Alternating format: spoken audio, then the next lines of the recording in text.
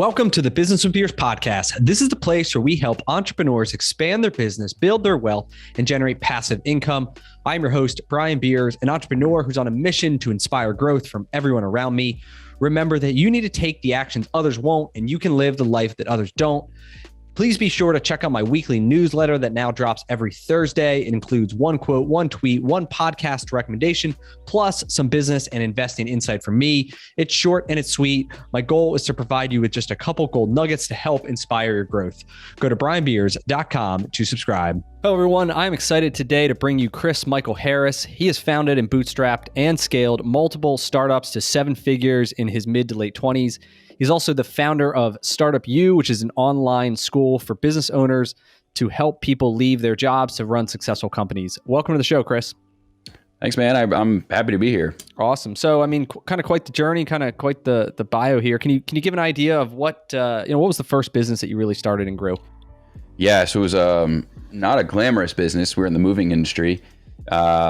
College apartment, just saw a need for it. Saw a lot of students. The average apartment, it's about 80% turn every summer. Students moving, coming and going, this and that. So we started that as just a side hustle to make money while we were in college, my brother and I.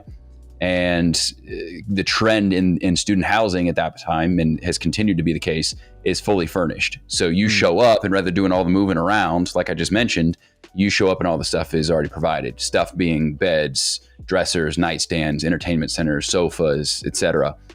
So somebody had to install these things. So very quickly we found ourselves doing both sides. So doing the residential moves, but also doing the installation stuff. We were in 32 states, working with 5 of the 7 major turnkey furniture manufacturers in the United States, all over the place. We went from me and a couple guys, including my brother, to like 700 employees in 32 states. And dealing with 7-figure contracts. And I'm like 25. I'm like, I have no idea what I'm doing. It was absolutely wild. You move in the furniture, so they didn't have to go out and buy. Like when I was in college, I had to go out and to like buy the cheapest mattress, buy the cheapest shit. You guys they would kind of buy from you. You would get it in there and stage. So we didn't own the furniture. They contracted us to install it. So a lot of the stuff was shipped, if we're being totally transparent, was coming from China or Mexico. And so this stuff was delivered through customs. We would then arrange the logistics with, we're talking 30, 40, 50, 18-wheeler worth of truckload furniture on a shipment schedule every single day. So we're navigating logistics, dealing with customs, dealing with manufacturers, everything delivered, and then doing the installation stuff on our end. These could be 6 to 8 month projects for new builds. Turns were a little bit different. If they had existing furniture that needed to be turned because college kids destroy furniture, who would guess? Then we'd have to go in, find a place to deliver thousands of pieces of furniture, like a furniture bank, and then put in all the new furniture that was delivered from overseas. So it was quite an elaborate, in terms of navigating that, it was super elaborate. And there were some cool things that we did, incorporating technology into a very old, antiquated dinosaur industry that gave us a huge competitive advantage that allowed us to see that kind of growth. Okay. What was some of it? Was it stuff already out there or stuff you guys custom built? Yeah, so one we really custom built. A lot of it we custom built, but the one that really gave us a lot of opportunity was we developed this, like the most ridiculous Excel spreadsheet I've ever seen in my life. Okay. We could do down to 9 decimal points of accuracy, and it was basically calculating, okay, there's this item of furniture. How many parts of assembly are involved with that? So if it's 6 parts of assembly, we can calculate that each part takes about 1.5 minutes. How many men does it take to carry? Because if you're talking about items that take one person to carry, you're now losing. If it's 2 people, you're losing a person. So you have to calculate for that, right? So all these various inputs, these data entry points that we added to this Excel doc that would encompass how to derive a quote for this particular manufacturer. The problem is in that industry, what we came to find very quickly was that very dinosaur industry approach to it. These guys would just throw out a number. They had no idea if it was accurate. And so what happens is either they lowballed it way too much and then had to beg for more money, or it was way over and it just wasn't competitive. So we got to the point where we could give them an accurate quote for any project across the country in 15 minutes. The nearest competitor that we had took 2 to 3 days. So there were some projects, like one we did here in Austin. It was a 27-story building. We turned it in 21 days. I did probably 40 revisions on the quote, all these various specifics that they wanted to know. Like, what if we did this type of bed? Or what if it was in this amount of days? Or what if we worked around the clock? Or like all these varying, data point entries that they wanted for quotations. My competitors couldn't even, they didn't have the bandwidth nor the capabilities or the tools to be able to provide that quote. I was the only person in the whole country that quoted on that bid on that job, the only one. And so we got that job. And then guess what? I can charge premium because guess who can't do it? Like, you want these various options? You don't have that ability. I do. So that saw us experience some massive growth. There were some other cool things we were doing for like management, right? Because when you're talking about an environment where you don't have a controlled ecosystem, right? Like a centralized office, you have guys in the field, you have all this stuff going on. Well, you're there with other contractors, specifically with the installation work. You've got, the guys doing the flooring, and you've got the guys there doing the plumbing, the electricity, right? Like all that's being done at the same time. So you'll have guys, you'll put in a brand new desk, and you'll literally come back in and the electrician is standing on that desk to do something he needs to do, like literally using it as a stool. It's like, bro, like, come on.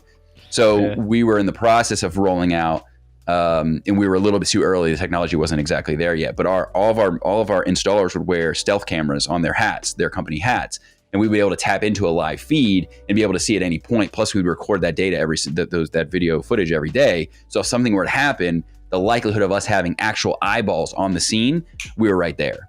So again, not at all the way that people in that industry were thinking. And a lot of people kind of poo-poo, and I was glad to hear what you're doing, because a lot of people poo-poo on those dinosaur industries. But here's the deal.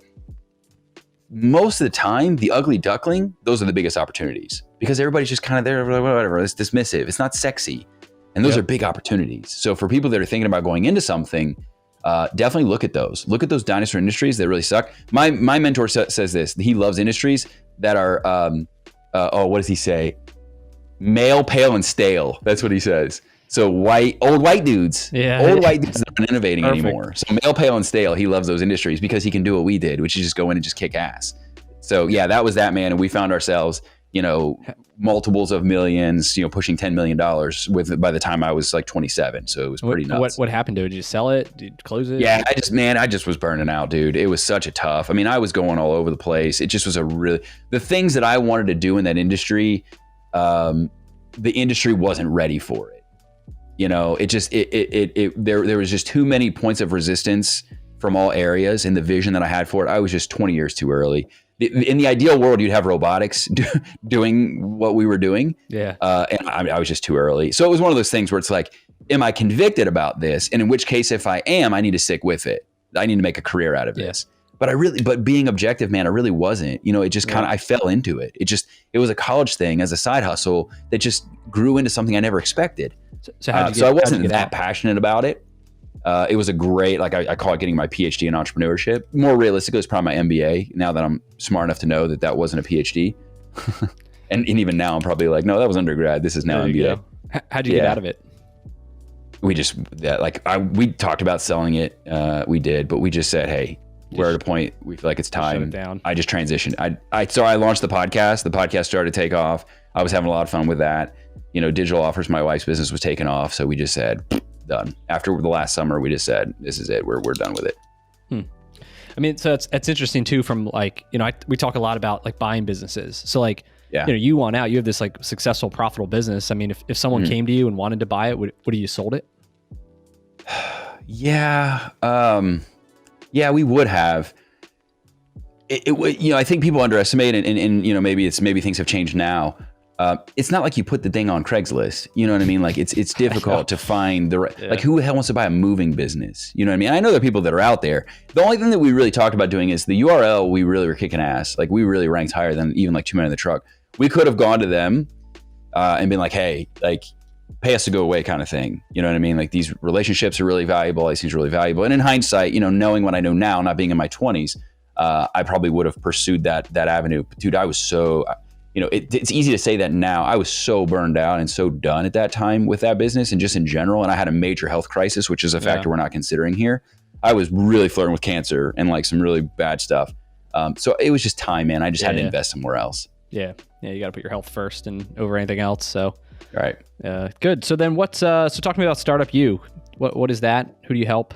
What's the value? Yeah. So, I think, kind of going back, referring to that situation, the biggest thing that I learned was I caught myself, I'm sure you have as well, as have many people that have started a business here. You kind of get to the point where you're like, why the hell didn't we talk about this in school? I paid for a good college education, a very reputable school, University of Georgia, one of the best public schools in the whole state. And I just felt very ill prepared, even with the entrepreneur clubs that I was in and all the various things that I was in. And so I just felt like I had a lot to pay forward. I had a lot to give. And I felt like that if we want to affect, I can build onesie-twosie businesses. Like I can build one thing that goes and does a lot of things in the world. And obviously there's a lot of people that are doing amazing things with one business. But for me, I really enjoyed seeing other people like that light bulb moment, right? Where they like realize not only was I not built for the 9-to-5, which I very much felt that I never was, even going way back. And I see that with a lot of entrepreneurial type people where they were always doing something. They didn't even know they were entrepreneurs. They were in 5th grade. They were doing a lawn care business. They were detailing cars. They were always, that was that side hustle type thing. They just didn't know they could spawn a career out of that. Right. So, but they always inherently were that person. So for me, that's who I was. I just kind of wanted to instill that and teach people like, okay, here are the practical steps on how you actually do it. Because if the failure rate in entrepreneurship is horrible, right? I mean, it's terrible. So how do we bring that down even marginally? How do we bring that down 15%? How do we bring it down 20%? Because if we can, then we're really in a good position. And then how do we extend that beyond just adults? Why are we waiting until people are 30, 40 years old to teach them entrepreneurship? Why aren't we teaching them when they're in kindergarten? Yeah, younger. So that's the broad vision of what I have is like, let's create, a new way of educating people about entrepreneurship, because then I can be involved indirectly and or sometimes directly with the birth of many businesses that are causing disruption. And I think the world is crazy right now, as I think many people would agree with me. And largely, I think the big reason is because we don't have equilibrium. We have, in this case, there's a political divide, but in other cases, there's been other divides. But you have one side of the aisle that is really flexing on the other side, and it's because we don't have equilibrium. They've cornered every area of the market and their particular ideology, and they're flexing that muscle on everybody else. And so we can bitch about it or we can do something about it. I'm not here to say that I'm, either side. I consider myself fairly moderate in my views on things. But the bottom line is I can see it pragmatically from the standpoint of we need equilibrium. We need people, we need options, we need a viable free marketplace. And so hopefully through what I'm doing, I can create and help people, inspire them to go build the next awesome businesses, or we can be involved with that in some capacity. So that's kind of the genesis point of any institution educationally is give people opportunity to go out and do big things in the world. Okay, that's awesome. So what are some of the biggest, things you are trying to teach or that you wish you knew when you were went to college? And I went to University of Miami. I had entrepreneurship classes, and then I kind of feel the same way where I think all the teachers, like none of them at that point had a business. Like it was a lot of people like they had book knowledge, but maybe didn't have real world knowledge. Right. So I don't know. So what are some of the things you wish you knew that now you're teaching? Well, I'll tell you the one that's the most relevant right now, because we can get into a lot of the weeds as far as like actually managing a business, cash flow management, hiring, outsourcing, stuff like that. That's all really, really important stuff. I think the biggest thing now is social media, as great as it's been as a marketing platform, people don't treat it as a marketing platform. They're like building, I don't even think they know what they're doing. They're just on the internet, just doing stuff. They're just putting out content because Gary Vee told them to put out content. I'm not here to take a shot at Gary Vee. I love Gary Vee, but I call it Gary Vee syndrome for a reason. Gary Vee has said the person who puts out the most content is the person that wins. Okay, I'm here for that, Gary, totally. And I get what you're saying, but people have bastardized that. So what they're doing is they're doing little dances, and people that are listening, not watching, I'm doing the little dances that people do. They're pointing, they're doing all the stuff on TikToks and Reels and what have you. And it's like, but do you know how that's part of a broader strategy? Are you looking at your analytics on Google? Are you seeing, hey, I'm driving very, very low CTR, which stands for click-through rate from Instagram. But I'm also, my YouTube, I've done 3 videos and I'm getting more email subscribers from YouTube than I am from Instagram or TikTok. So it needs to be part of my broader holistic marketing strategy because it's a good nurture tool, but I can't just be doing stuff and talking about things. I have to be very, very dialed in and concentrated on what I'm doing. The other thing is who the hell am I serving and how am I serving them differently than what's already out there, what already exists?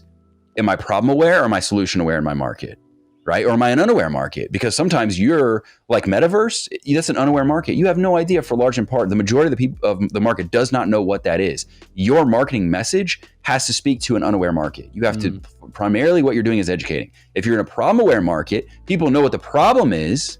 They know they have a problem, but they don't know there's a solution that exists. So you're doing education to then introduce your solution. If you're solution aware, and this is from Eugene Schwartz, by the way, he created the upside model for marketing, which is brilliant. You should absolutely read it. If you can find a copy of the book, less than $400, good for you.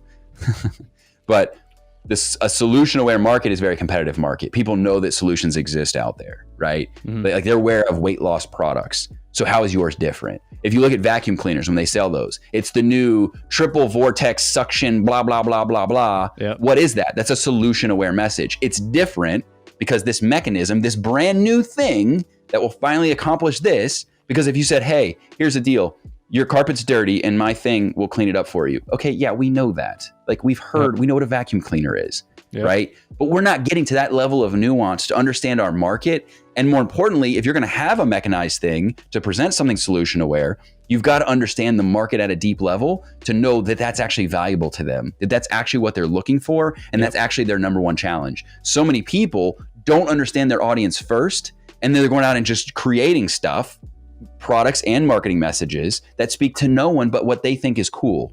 That's why you're failing.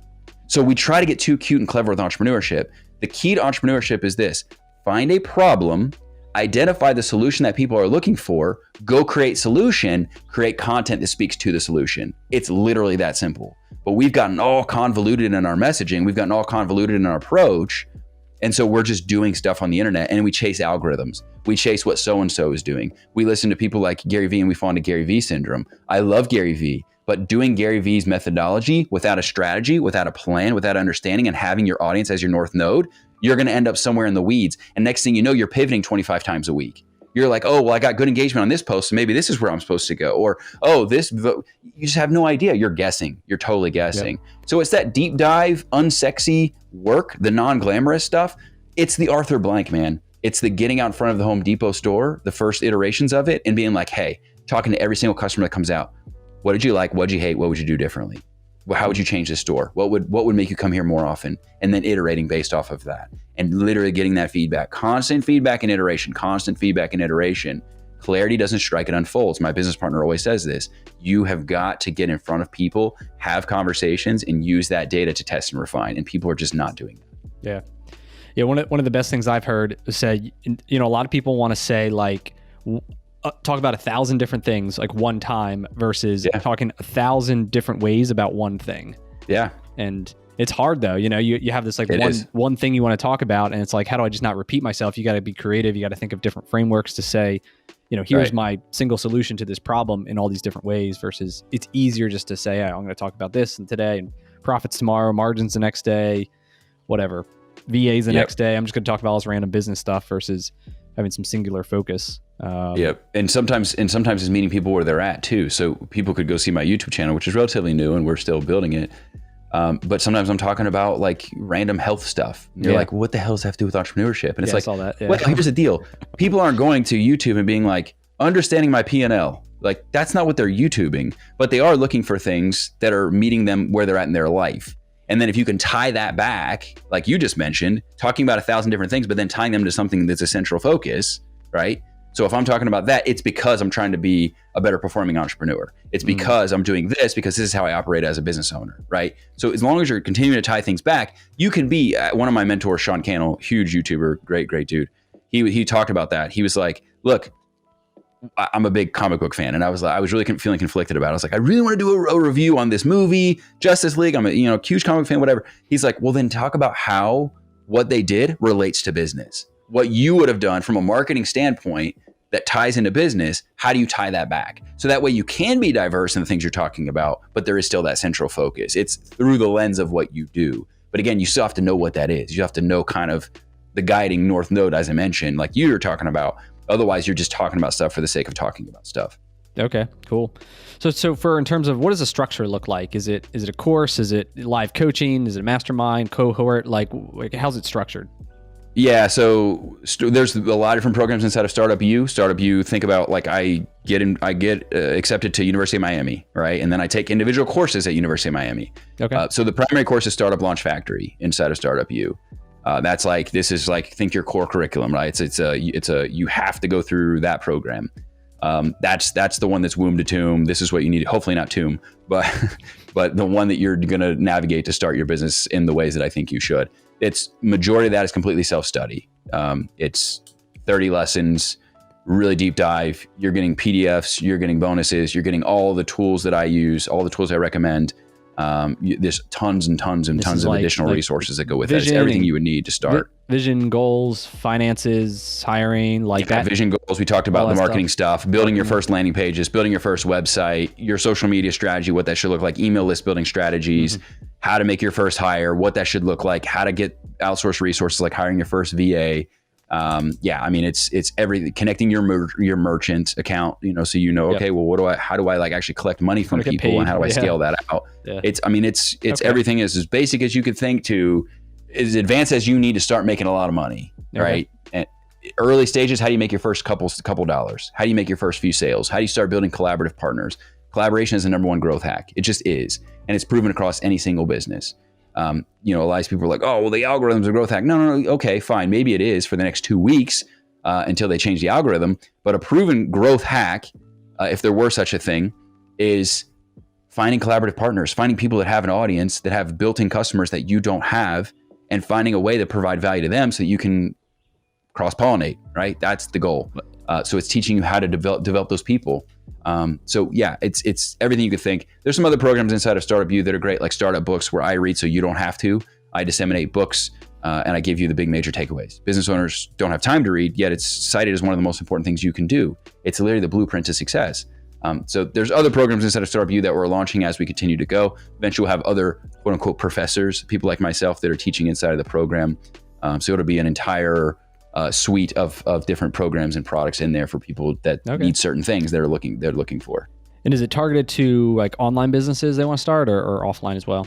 Not really. It's more so season of business. Obviously, we kind of, I think more of the online business owners are keen. They're more familiar with online training. I think some, especially in the tech space, they're like, oh, I don't pay for programs. I don't do. That's not what I do. Okay, fine. You eventually, because this is the way the world is trending, and it's stupid not to. We're seeing a lot more service-based business owners, like a lot more, almost as many as the online business owners at this point. People that are running, a local business and they're trying to take advantage of digital marketing. A lot of my clients now, higher end clients, because I do some one-on-one stuff, very, very limited. But they're gym owners, they're local business owners, and they're like, hey, I want to take advantage of digital marketing and stuff, and I haven't been doing that before. So it's more season of business, kind of post rev, post idea, pre-scale is where we're seeing a lot of people, even some cases 6 figures up to 7 figures, but in that arena. Okay. Or some that are brand new. Is marketing the biggest question mark that you find you can add value to? Yeah, it's what everybody wants to talk about. And it's funny. I've had to reluctantly accept that because there are all the other things I wanted to talk about. Yeah, right. Like the scale stuff. Let's talk about that. Let's talk about making those what does it look like? What does your cap table need to look like? How do you go out and raise money? All those things are things that I really want to talk about. But man, everybody wants to talk about. But is that because that's the audience that you're currently talking to the most, or the ones that are in that stage, versus if you change, if you evolved your message to be the person that's already there and wants to scale, do you think that would change the conversation you're having? Man, I don't know. I see people that are, $300,000, $400,000, $500,000 a year businesses, and they've been there for some time.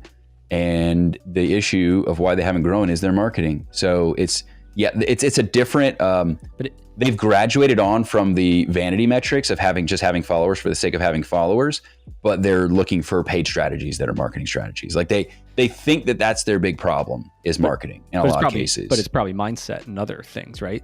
In some cases it is, but in some cases it is marketing. In some cases it is that marketing is really weak. And I think the beautiful thing of the internet, like I mentioned, is that it's never been easier to start a business. The bad thing is it's never been easier to start a business. It's very saturated. Right? You got to cut through the noise. The people that are winning now, specifically after iOS 14.5, that update, because that really, the sharing of information really stopped to a large degree. And ads got ridiculously expensive on Facebook. Compared to what they were, it's unbelievable what we were doing before on Facebook compared to what we can do now. And a lot of the censorship nonsense and stuff like that, it's ridiculous. And that's hurt ads a lot. But the people that are still winning are people that have good bottom of funnel. And that's all back end, marketing stuff that we teach. That's the meat and potatoes of what we teach is what do you do with these things so that you don't rely on ads, but if you are running ads, you're maximizing your ad spend. So it's increasing. So you're getting leads in through email, through any way, and now you're growing those leads more than just trying to bring with them when they hit your inbox. Yep. Or when they hit your email list, right? Where are you sending them next? Are you sending them to a webinar? Are you sending them to a video series? Or you have an email follow-up sequence? What are you saying? Are you hitting your buyer types? There's so many different things that go into that. right? Like what does that ascension ladder look like? What does that re-engagement sequence look like? These are things that are ridiculously, if you don't have that automated bottom of funnel of those really solid high converting sales assets, I don't care how much you're doing on Instagram. I don't care how many followers you're gathering, because you're not converting any of those, right? But it's a very nuanced discussion, because there's multiple strategies involved with that. It's okay, how do I take them from awareness to being excited enough to want to join my email list to begin with? What kind of asset do I put in front of them, a resource I put in front of them that makes them willing to exchange an email address with me for that? Once they exchange an email, okay, then what I put in front of them? Do I give them a tripwire offer, like a $9, $19, $27 offer to get them paying and off the fence? Then do I invite them to some kind of other sales asset where I build more of a relationship with them? How many emails do I send over the course of the week when they first become an email subscriber? Because after a week, you're just a person in their inbox. You're nobody to them. Yep. You just are. Like, you've got to make an impression. So what are you doing? Are you having somebody, send something in the mail to them? Are you sending them a copy of your book? Are you inviting them to some kind of an asset, like a 4-part video series? I mean, there's so many things you can do. And then what are you selling them then? And what price point should it be at for that? And here's the deal. People hear that and they think I'm talking about info products. I'm telling you right now, some of the people that are winning the most with this are my offline service-based business owners that are doing something like that, whether it's a quiz or an assessment or something like that, inviting them to some kind of video, whatever it is, could be 15, 30 minutes, 45, mini webinar, live, instant webinar or something, and then inviting them to do some kind of a consult, customers. And they're getting so many leads that are qualified leads every day from doing that they can't keep up. And now they're having to think about expanding, opening up new locations and stuff like that. So, a lot of these things, these conversations have been reserved for online business owners, but I'm telling you right now, we're seeing a shift. We're seeing a major shift where offline business owners, even local businesses, are just absolutely crushing. And it's fun because those are tangible offers, right? So, and it's beautiful because you can start something now where before it was very hard to market yourself, it was hard to compete. Now you can dominate. Like, you can really, really build an amazing local business that becomes a franchise type opportunity because you've just done so well with your marketing. And there's some really cool things I'm doing with my higher paying clients doing just that. Yeah. So, What's the basic tech stack you're looking at for somebody, for the email, for all that? Obviously, I think funnel. Yeah, I think the first is going to be, you've got to have a solid email marketing platform, right? Like, you've got to have, and then it's got to be something that also communicates well if you have a CRM of some sort. So we're big fans of ConvertKit. Big fan of that. I think having the basics in place. I think Google Analytics. More people are spending time figuring out how they're going to dance on their next TikTok video versus looking at their analytics of where the hell are they. I'm actually getting traffic from this. Is actually working. Hotjar is a great one. So anytime I build a new landing page or a sales page or anything I'm looking as trying to make a highly converting asset, I go to Hotjar because I want to see how people are interacting with that page. If I launch a sales page and they're not scrolling below that initial third of the page or below the fold, I don't know. They're not seeing, right? I got to optimize that. So maybe my headline's weak, or maybe my one of my sections of my 12-step sales page formula, maybe it's weak because I'm seeing a lot of people drop off around that section. Maybe they're only spending 30 seconds on that page, right? So those are things I like to dial in and make sure, hey, this is actually working, right? I think if you're going to be doing a lot of things, I think Zapier needs to be probably included in or considered in your tech stack. I think something like Trello or ClickUp are absolute musts. If you're running anything like this, you've got to have documentation because these are big initiatives and projects. I'm a big fan. I was using some like any kind of flowchart type app. Lucid is one I've been using lately, where you're mapping these things out because this is very nuanced, right? All these different funnels and stuff like that. I use Lucid. I could go on and on, but those are some of the basics that I would use. Kajabi? Just to have a visual representation of what you're trying to build before you just start building stuff. Use Kajabi or Thinkific, or what do you do for your course platform? No, we actually custom build all of ours on our own website. We use Divi and we use MemberMouse. And the reason is because the limitations that are provided with Kajabi and some of those, you will find that it's easier to get started. It's harder to grow because it doesn't communicate seamlessly in the ways that you want it to provide the user experience that you're trying to create. So we've taken the extra time on the front end so that we have the customization ability on the back end. So very, very important on that front. We like to own our own assets. Yeah, that makes sense. So that's awesome. And I know we're wrapping up here. Where can people connect and learn more about you, learn about StartupU?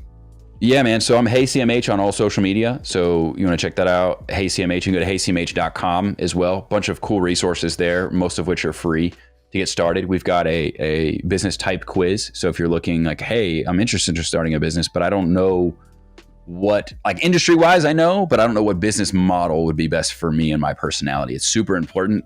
Building my first business, one of the things I realized was, wow, I just don't like, I built a business, a life around my business, not a business around my life. Yep. Super important. Once you figure that out, you're good to go. So that quiz is there. You can go to heycmh.com for that one as well. And then also my ultimate startup checklist, which is literally womb to tomb, everything you need of like what I would do, not just things, but also the order in which I would do those things.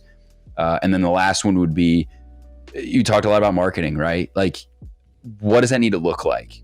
How do I actually make money online marketing, right? How do I actually start selling my products and my services? So we put together a class, 35 minutes. It's 100% free to attend.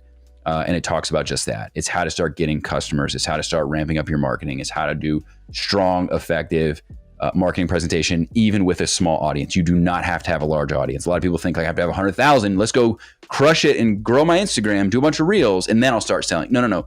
Literally, we built a 7-figure business with 1,200 followers collectively between Facebook and Twitter. Instagram didn't even exist back then. We were making 7 figures with 1,200 people. It's possible, right? We've got to shift our focus on that. So we teach you exactly how to do that in that class. All of those of you are at heycmh.com. Awesome. And off that book list that you read, what have been some of your favorites or ones you'd recommend if someone does have some time to read? If I could only recommend one, I would recommend The One Thing by Gary Keller. That's appropriate. We have to change our way of thinking as entrepreneurs. And The One Thing is going to teach you how to think like an entrepreneur. It's my favorite book, and I go back and read it time to time just to remind myself of the things that I'm forgetting, because it's easy to slip back into the old ways of thinking. So what's your one thing? Impact and influence. I know those are two, but I kind of look at those in the same vein. Am I making impact, and am I having an influence? And I think I've tried to put impact over it. I try to put impact. Is this the most impactful thing I could do? Or is this something that I'm associating hour for pay again, right? Mm-hmm. Like, what are the things I'm doing right now that have the biggest impact, right? Like, is this going to create a 10x return? Is this going to create, right? Or is this going to be something that I just caught in the weeds with? If it is, then I need to find a way to outsource it or delegate it, right? So that I'm reserving my time for the biggest impact things. Yep. I would say that's probably the biggest thing. Awesome. Cool. Well, thanks for your time today. I appreciate it. I think you delivered a ton of value and a ton of good ideas. Even I'm thinking on our, auto repair business. How do I go online with it and, get leads and like I said, try to create value to deliver, more to the stores. So, man, cool. I'm happy to chat about that further too. Yeah. Awesome. Well, cool, man. Well, thanks again. And look forward to, learning more about you and following you on YouTube and everything else. So. Yeah. And real quick. So for those listening, you guys don't know what is involved with doing something like what Brian is doing here. You're seeing like the tip of the iceberg, but man, there's so much work in preparation and post and editing and stuff like that. So if you could do me a big favor, it takes 20 seconds, I promise. Do two things. I'll tell you why in a second. Subscribe, leave a review, because those are the top two things that podcast apps look for when they're determining where they're ranking your show. So if you do those two quick things for Brian here, he puts a lot of time and effort into this. It's literally free to do so. It's like leaving a tip for your waiter or your waitress. I would appreciate if you'd help him out with that. Cool. Awesome. Yeah, great advice. I appreciate that. So yeah, man. All right, appreciate cool. you, bud. All right, thanks, Chris. All right, see ya. That's all we got for this episode with the Business with Beers podcast. One thing that would really help both us and other new potential listeners is to rate the show and leave a comment in iTunes, Stitcher, wherever you listen. Also, make sure to link up with me on your preferred social media platforms, LinkedIn, Instagram, Twitter, Facebook. You can find all my links at brianbeers.com. Please just share the podcast with anyone who you think might enjoy it. And until next time, remember to take the actions others won't, to live the life that others don't.